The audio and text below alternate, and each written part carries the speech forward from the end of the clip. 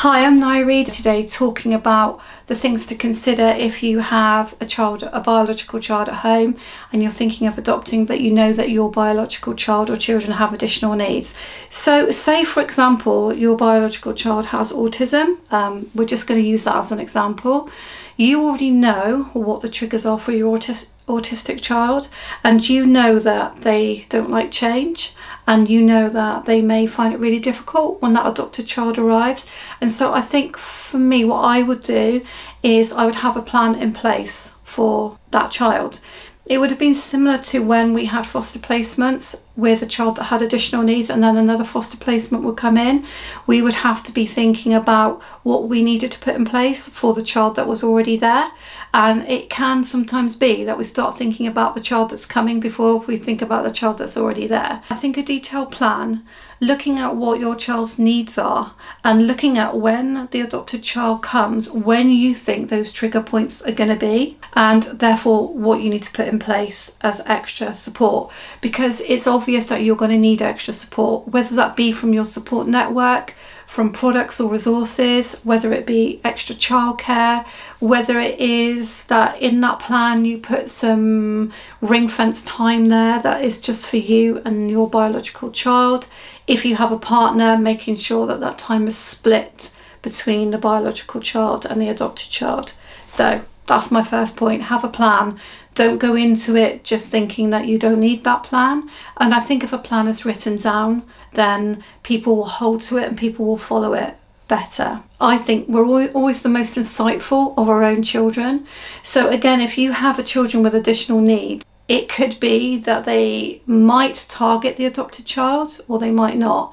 If you think that the child that comes in is going to get targeted by your biological child, then it is definitely best to mention that to the adoption agency as soon as you can, because there is no point in hiding things. So if you know that your child with additional needs has a particular behaviour and that with another child coming into the home, they might then trigger that behaviour onto that child, it's best to discuss that openly with the professionals from the beginning.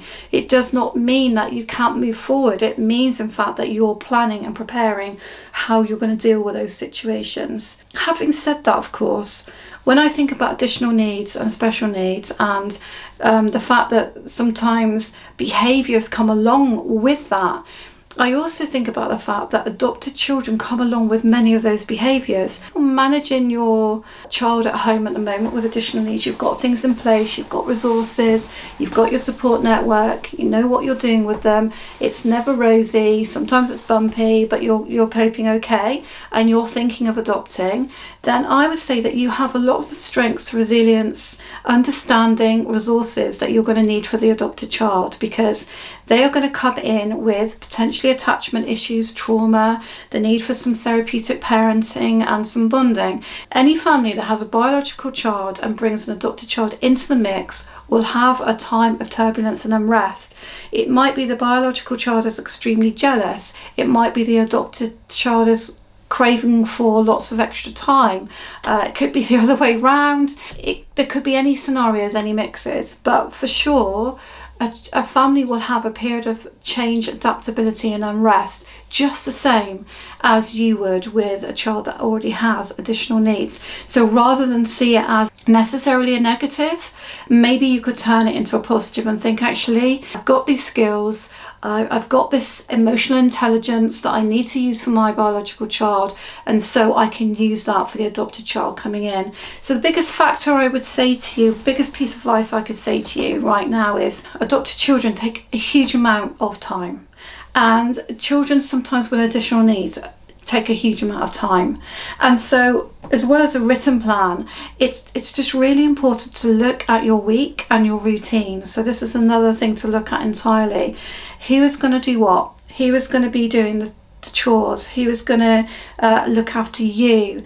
Who's going to do what and when for the different children? Because they'll need separate times with you as well as times together. So how are you actually gonna map out your week? How's the routine gonna go? It might be that you just need to give that a little bit more thought than someone who's adopting anyway, who's also going to give that thought, sort of what the work pattern's going to be like and who's going to fulfill the different tasks, so that you don't get burnt out too quickly. I think you'll agree with me, particularly if you're looking at something like autism, that your autistic child just wants to know what's going to happen.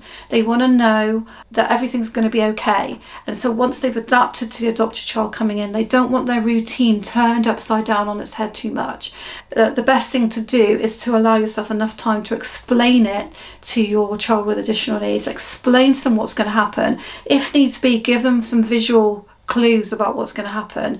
Give them as much information as you can about the adopted child, what they look like, what they sound like, how old they are, all those things that you may not worry so much about with a child that doesn't have those needs.